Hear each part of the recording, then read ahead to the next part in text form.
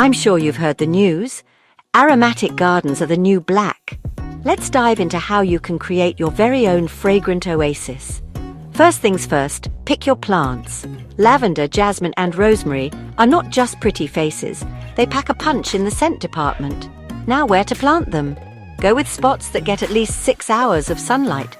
These babies love the sun more than a cat on a windowsill. Watering is crucial. But don't drown your plants. They prefer a Goldilocks approach.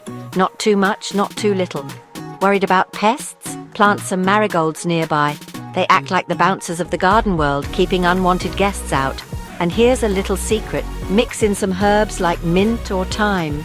Not only will they smell divine, but you'll also have fresh herbs for your kitchen. So there you have it. With just a few simple steps, you can transform your garden into a fragrant paradise. Happy planting!